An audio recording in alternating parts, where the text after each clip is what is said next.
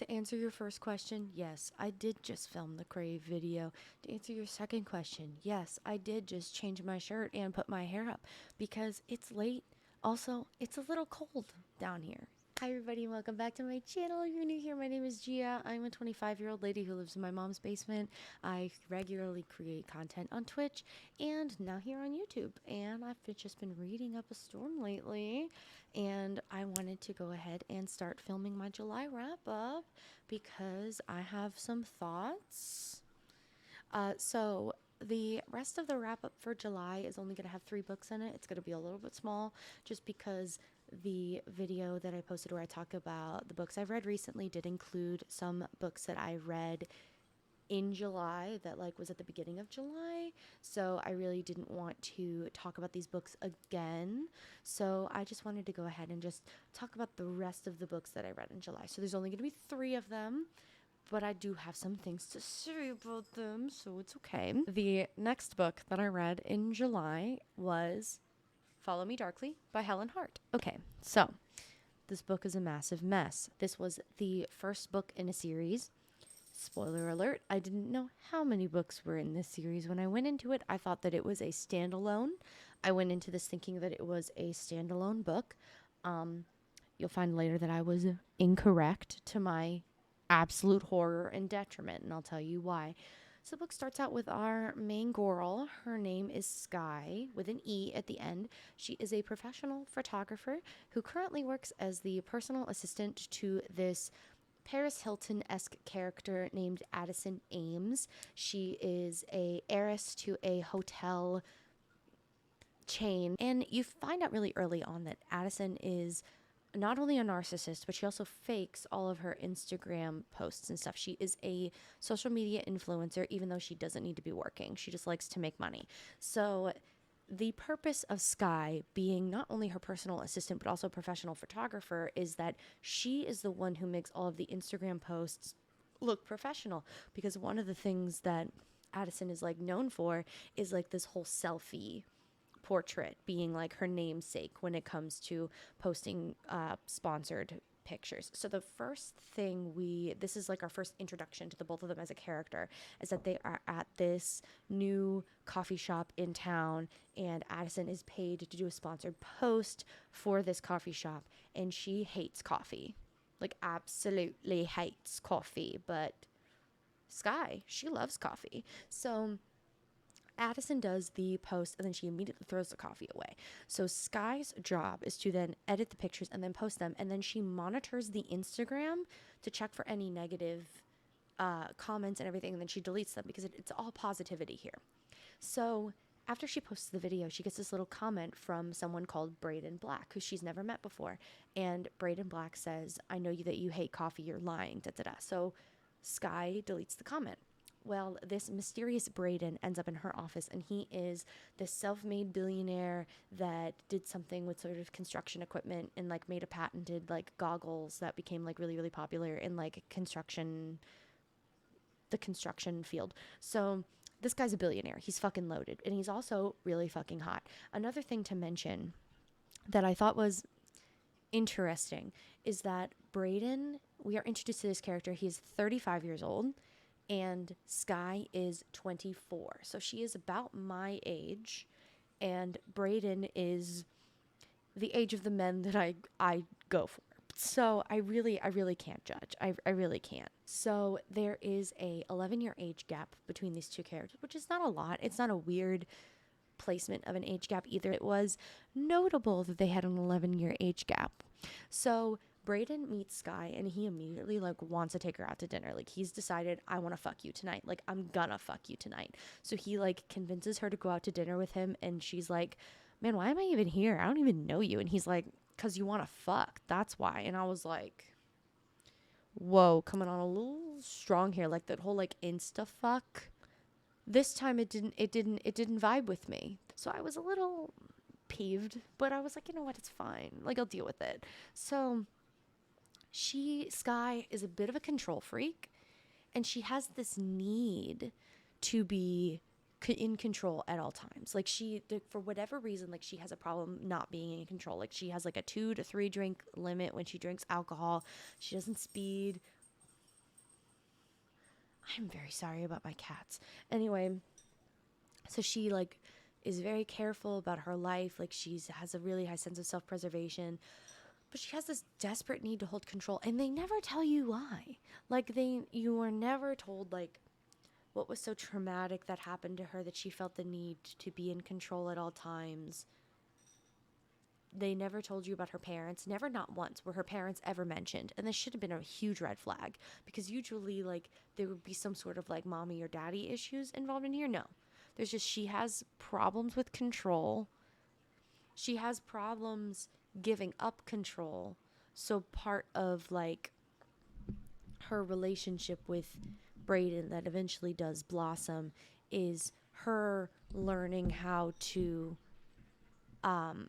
let go of that control and kind of let Brayden have the control. It's like the vibe that's going on here. So they, wine and dine, and then Brayden wants to take her back to his penthouse, and she's like, no. And she plays a little bit of hard to get. So fast forward, what ends up happening is, they end up starting to go out and they start having sex and everything. And Sky is really insecure over the fact that Brayden has been with a lot more women than she's been with men. So she starts to wonder if, like, she's the only one, because, like, her big thing is, like, I'm not in love with him, but I want to be the only person that he's seeing, which is entirely understandable. Like, she was not being unreasonable at all. Like, I may not have understood where her control issues were coming from, but she was not being unreasonable, like, wanting to be the only person that this guy is seeing and fucking because, like,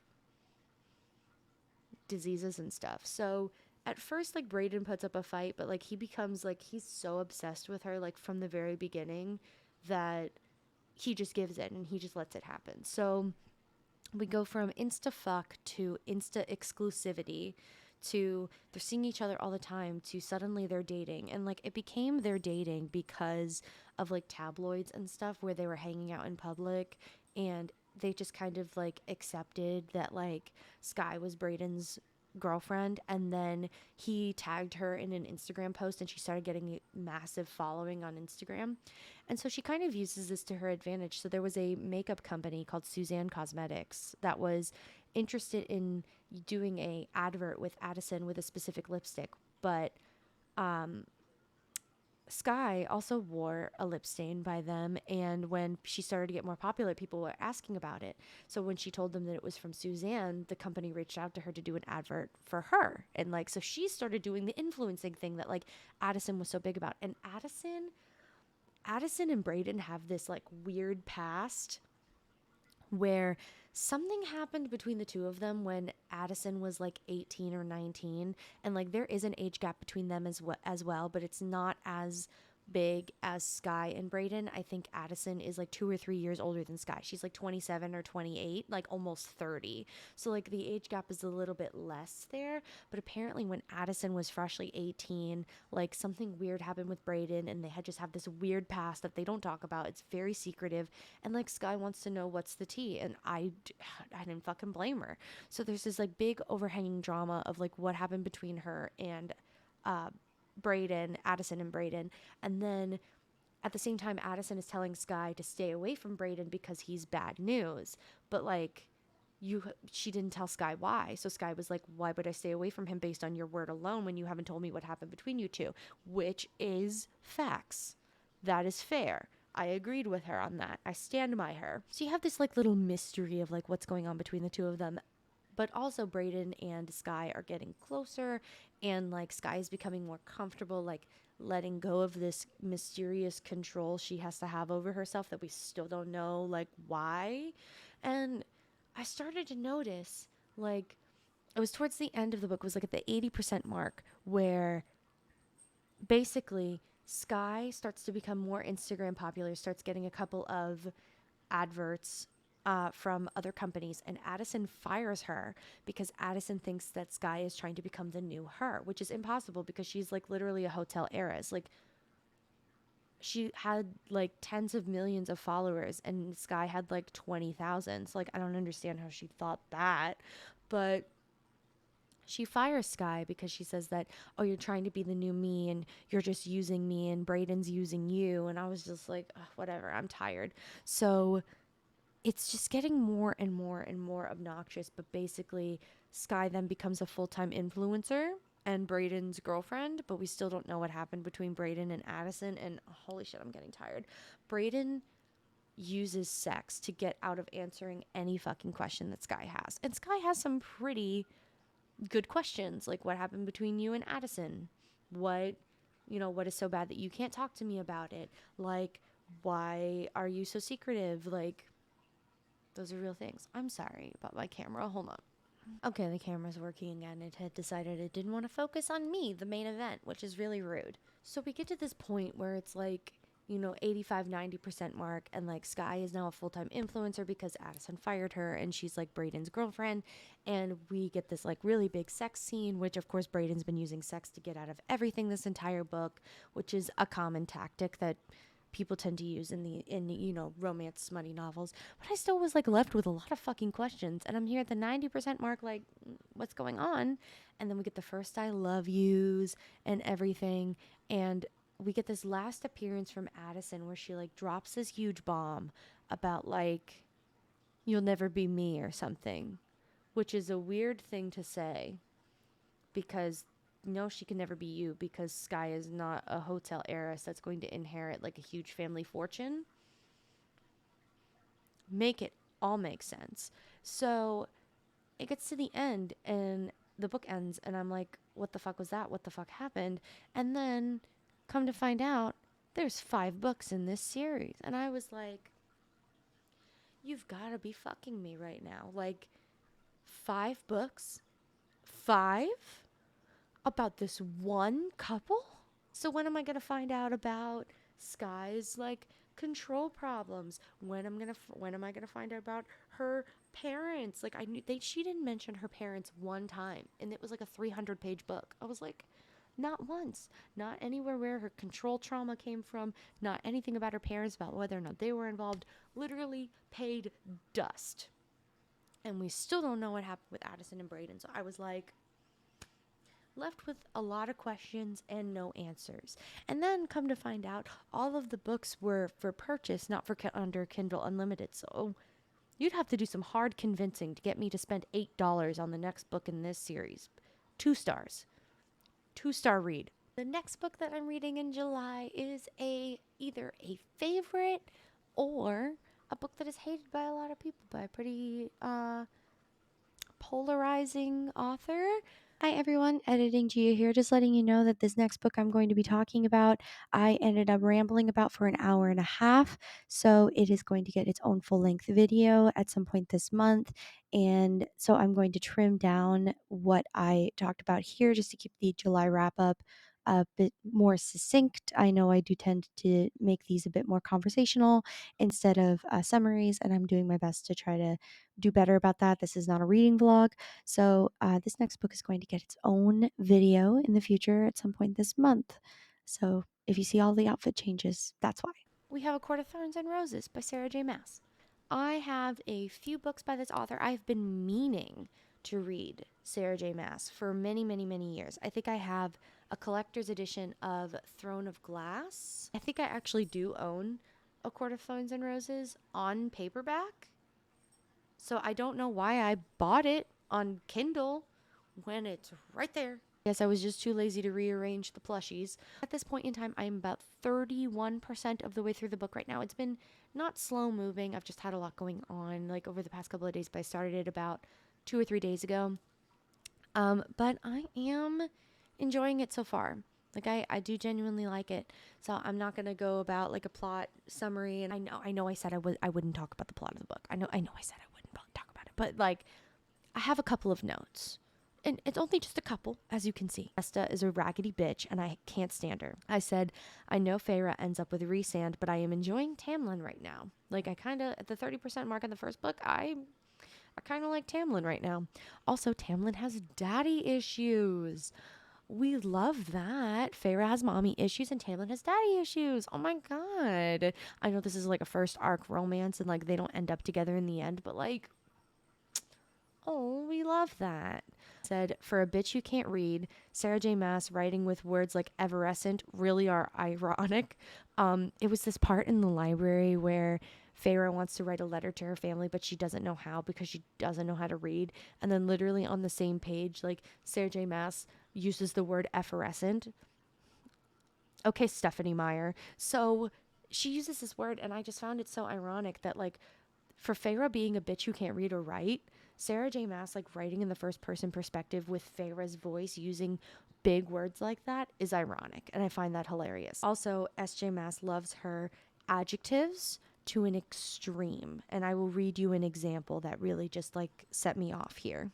It was this specific passage right here where I realized that Sarah J. Maas loves her descriptors and her adjectives, but it's the scene in page 47, it's about 11% into the book. It says, "My awe might have subdued my fear had the place not been so wholly empty and silent. Even the garden through which we walked, following a gravel path to the main doors of the house, seemed hushed and sleeping. Above the array of amethyst, irises, and pale snowdrops and butter yellow daffodils swaying in the balmy breeze, the faint stench of metal tickled my nostrils." That is one of the wordiest sentences I've ever read in my life. Like, literally just amethyst, irises, and pale snowdrops and butter yellow daffodils swaying in the balmy breeze, the faint stench of metal tickled my nostrils. And it says ticked my nostrils, by the way. It says ticked my nostrils. Just a note, not a criticism. And the last note I have at about 30% of the way through this book is I hear about Tamlin's claws about as often as I hear about eyes flashing. So everybody knows about that whole stereotype about, like, their eyes flashed and there was a flash of anger in their eyes, and you could, there's a flash, and you guys know what I'm talking about. With the amount of times I have heard you have heard typically about, like, eyes flashing is the amount of times we have heard about Tamlin's claws. And it's like Tamlin's claws about whether he's keeping them sheathed or something. It's like an indicator of emotion where Feyre is, like, monitoring whether or not he's, like, half shifting into his animal form whenever he gets angry or, like, irritable or something. So she's like, yeah, he kept his claws sheathed, or his claws barely poking out of his hands. It's like, is that a problem that he has, where he has just, like, his claws coming in and out of his hands, like, every time somebody irritates him or, like, something? I know it's probably just a figure of speech, but it has the same energy. And it's just something that I noticed. And then Feyre was like, that's weird. Anyway, and then she, like, 3 pages later is the end of the book where she's, like, running off with Tamlin into the sunset, like, oh, let's go home. That's it. That's the end. My first instinct to rate this book was to rate it 4 stars, but then I honestly started to think about it, and I was like, Tamlin really rubs me the wrong way. Like, at first he was fine, but I'd say, what was Fire Night? Fire Night was like 50% of the way through. That was the first, like, crack in the glass. And then by the end of the book, like, I was a little uneasy about Tamlin. Like, I know they end up breaking up, and that's probably why, because some things have been spoiled for me. But I went into the ending, like, the last half of the book, like, kind of like, it's not really a 4-star read anymore for me. I'd say more it's about, like, 3.5. So it was because of that I did rate it 3.5 stars. Just because I enjoyed the world. I like Feyre so far, even though she's a massive dumb bitch. A Court of Thorns and Roses, good foundation of a story. I did read a couple of Goodreads reviews after I finished the book about what other people thought, and of course this has nothing to do with how I feel, but I did see some people upset about how the book was basically fantastical smut, and there really wasn't that much. There was really only, like, 3 in the first book. Like, there was a lot of angst and there was a lot of pining and a lot of, like, sensuality, but there was only, like, 3 scenes, really. I wonder if in later books that becomes a problem, but for me, it's not really much of an issue because I tend to enjoy smut, but that's just me. That's just my opinion.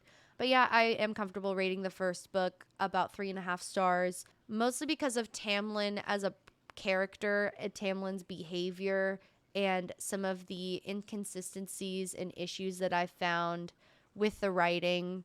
Mostly because Sarah J. Maas is very flamboyant in her writing. She uses a lot of adjectives. I would often get lost in a scene because I would not be able to continue on because it was just describing the scenery that I couldn't focus on what was happening. I'd have to go back a page to see what was happening. Actually, this happened many times. It was because of the inconsistencies in the writing and the issues I had with reading it that it got docked down to 4.5 stars, because I'm not going to dock a full star for that. But it was Tamlin in his entirety, that brought it down another full star to a 3.5, just because I thought that he was okay at first, but I'm not so sure about him now. That may be reflective of what I know through spoils and through watching other content about the book, about the series, but I don't think I've watched a video in at least a very long time, years, on the physical book. Because I won't say that I didn't walk into the series completely blinded. Everybody knows what the series is. I just wanted to read it for myself and have that experience for myself. And that experience was a 3.5 star experience. I am so sorry that this wrap-up is a few days late. However, the last book that I finished for my July reading was City of Thorns by C.N. Crawford. The day that I finished ACOTAR, I actually read 25% of this book and I started talking about it, but I was just going way too much into detail, and if I really wanted to actually talk about it in that much of detail, it could get its own video. I want to try to slim down these wrap-up videos because they tend to be a bit long-winded. So in this book, the mortal and the demon world kind of coexist together, but during the time of the Puritans, there was a war where the Puritans basically wanted the demons to stay away from the mortals, and so the demons were not banished, but they had to stay in their own city. It's like a city within a city, because the story is taking place in Massachusetts somewhere. I think I don't know if it's Boston, but it's somewhere in Massachusetts where our girl Rowan is going to college. She's in her senior year of college studying psychology, and she is on a mission to get into graduate school into the City of Thorns. And right away, you see there's a lot of biblical references. It seems that these are demons of biblical context. What we know about Rowan is that when she was 10 years old, her mom died via fire magic in the woods, and she ran away and had to get help. And she remembers, the only thing that she remembers is that it had to be a demon who killed her mom. And she remembered that there was a 5-pointed star on a demon, because whenever demons are in a heightened sense of emotion, they show a mark on their forehead, and everybody's is different. And it doesn't necessarily mean anything. It's just more of a birthmark than anything, but it's it glows when they're under extreme stress or experiencing heightened emotions. So Rowan knows that her mother was killed by a demon with a 5-pointed star mark and who had fire magic. And fire magic was a bit more rare to come across. So we open up with our girl Rowan. She's doing a presentation in her psychology class, and it is not going well because of some asshole that has been harassing her since she was a freshman in high school, and he just won't get the point. But she ends up going out with her friend later, and her friend actually goes to college in the City of Thorns. And this is a very expensive thing to do. We find out very early on that Rowan doesn't have a lot of money. She is using student loans to get by, but she's hoping that she can get a scholarship to go to graduate school in the City of Thorns so she can get her psychology degree, but also find her mom's killer. Her main motivation to go to school is not to get this degree, but it's to find her mom's killer. She is looking out for a revenge. So we're at the bar with her friend. It's her 22nd birthday. And this is where we get a lot of exposition, where her friend is talking about the City of Thorns and how it all works, and how there's 7 wards and 7 leaders under the king, and the king is a new king because the most recent king died, and the only way a demon king can die is if he's killed by the rightful heir. So his son killed him, and now we have a new king, and he is in search of a wife, from our understanding. There is another figure that we learn about called the Lord of Chaos, which is apparently this guy who floats around the different cities. He's kind of like a duke in the hierarchy, but he has his own gig going on. He doesn't exactly rule anything specific. He's just this guy. Also, demons can't leave their demon cities. They have to renounce their demon city affiliation before going to another one, but this dude just kind of floats around how he wants to.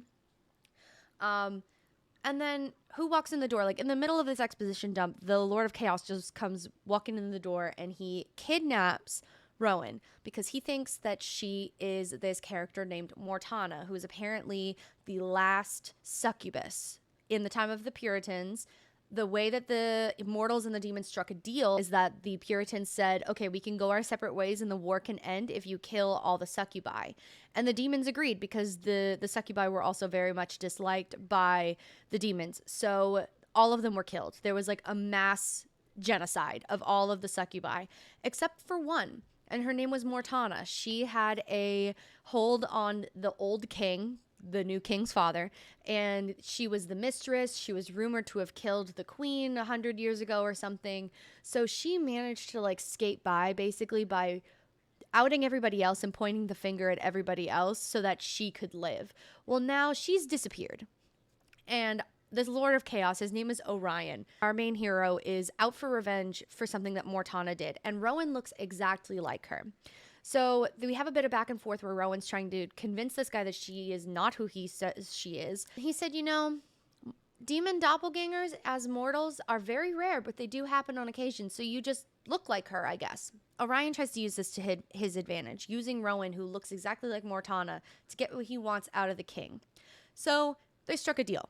Rowan acts as a spy for Orion to get close to the king and basically marry the king and get as close to him as possible, while he is trying to figure out where Mortana is, actually. And then Rowan gets to kind of sniff around and look for her mom's killer. So we have like an undercover op, but then also a mystery of finding out what happened to Rowan's mom.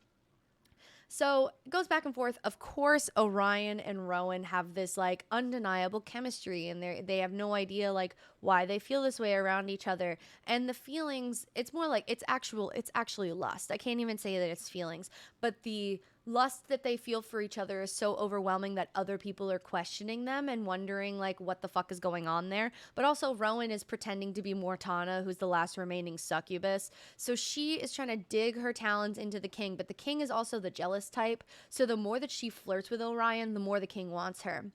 So eventually it all comes together where things start to get a little bit weird. The mystery starts to heat up. Rowan starts to find out that maybe she is not actually mortal, that she's had powers that have been locked inside her this entire time. The book was incredibly fast-paced. It read like a really bad fan fiction. It was, and then this happened, and then this happened, and then this happened. But Orion and Rowan have this undeniable lust, but the king wants her anyway, and Rowan having to pretend to be somebody that she's not, but she actually likes it and like finds it kind of natural to be this person that she's not. As a result of what happened to her mom, Rowan is also extremely paranoid about the apocalypse. Like she has almost like a prepper kit in her apartment, and most of the things that she is prepped for are like anything pertaining to fire. Like she's deathly afraid of fire because of what happened to her mom. Rowan is extremely paranoid and prepared for anything, but here she is pretending to be the succubus that she is wondering why it feels so natural to her, why it feels that way. So it's also the mix of the mystery between Rowan trying to figure out who killed her mom, but then also the mystery of who she actually is, because as she's pretending to be Mortana, she is struggling to figure out why acting like this person feels so natural to her. And then on the flip side of that, weird things start to happen to her where she is wondering if she actually has powers and has had them all along, but just never had access to them. Almost like in The Mortal Instruments when Clary couldn't remember anything because it was locked in her memory. Rowan feels the exact same way about her powers, and she starts to wonder like who she is. She starts to question who she is. That was probably the most interesting aspect to me, is this like dual mystery of what's going on between Rowan's mom and Rowan's identity. But in the end, I did rate this book 2 stars just because the writing, very fast paced and read like a bad fan fiction, like I said. The insta lust, I am growing very tired of it. The biggest thing for me is that because Rowan is a psychology student, she sort of falls on her psychology knowledge to explain things that happen to her in the demon world, because she's kind of like out of her element. As a result, she has a lot of conversations with Orion about whether or not he has empathy, because he says like, oh, I don't care, I don't give a shit, like I could kill somebody and not care. And the word psychopath is used so frequently in this book. Constantly we are getting textbook definitions of certain concepts in psychology. Rowan calls Mortana her id, which is your like inner self, like who you actually are on the inside, your alternate personality. She calls Mortana her alter ego.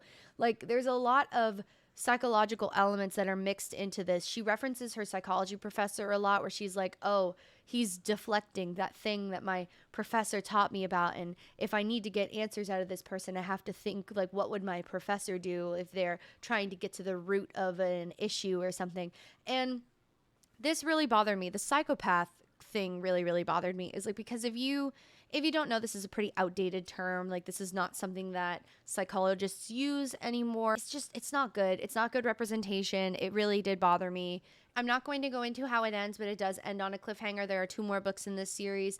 I was a little bit like, after I finished it, I was curious to know how it would continue, but I'm not sure if I want to continue a trilogy to find out like what's actually going on here. It seemed very cut and dry. Like here we have our normal, like what we thought was a regular girl, and then turns out she has secret powers and she's going to end up being the ruler at the end. Like I already know that that's how it's going to end, but I am not sure if there is enough to bring me back to the series to find out what happens in between and to find out how she gets there. I just know that that's how it's going to end. There was not enough intrigue or twists or mystery that could keep me in this long enough. So I did rate this 2 stars. At first I rated it 3 stars because I was like, it wasn't terrible. But I also rated ACOTAR 3 stars, and ACOTAR was much better. And I also said that ACOTAR was like a 3.5 star, but you can't put half stars on Goodreads. This was worse than ACOTAR, so I did not feel comfortable giving it the same rating when they're completely different. Like they were not the same. And then I also thought about how, you know, I do read different genres. So like what to me is like a fantasy 5-star read versus what is a romance 5-star read. That's going to be all different. That's going to all vary and be different like in the future. Like not all 5-star reads are created equal. But in the same way, I could not give City of Thorns a 3-star rating because ACOTAR was better. The writing was better. The characters were better. Just in general, ACOTAR was much better. This was a 2-star read. But anyway, I am so sorry that this was late. I got super behind on my July reading schedule. I know, because that was only like 3 books. That doesn't, you know, Gia, how could you get behind on 3 books? It's just life got in the way, and I had a lot of doctor's appointments, and work was really demanding, and I just did not get as much done as I had planned. I'm still trying to figure out how to balance everything because this is still such a new adventure for me. But I did finish, and we are here now, and I'm going to publish this as soon as possible so that I can continue into my August reads. I'm already like 5% into my first August read because I was reading it while my nails were soaking off at the salon. I do have a little secret project going on, so I'm going to keep that still to myself, but it involves books that are not on my TBR list, so I'm just going to try to squeeze in like 1 book a week so I can write the plot summary and basically refresh my memory as to all the smaller details that happen so that I can do everything that I wanted to with that series. But other than that, I'm going to get started on my August list, and the ACOTAR standalone video will be up probably next week. But anyway, thank you everybody so much for watching. If you would like to find me anywhere else, you can find me on Twitter at HuntressGia and on Twitch at HuntressGia. Remember to drink water. It's hot outside. Be nice to each other. Exude kindness and empathy with everything that you do. Remember to like and subscribe, and I will see you guys next time. Bye.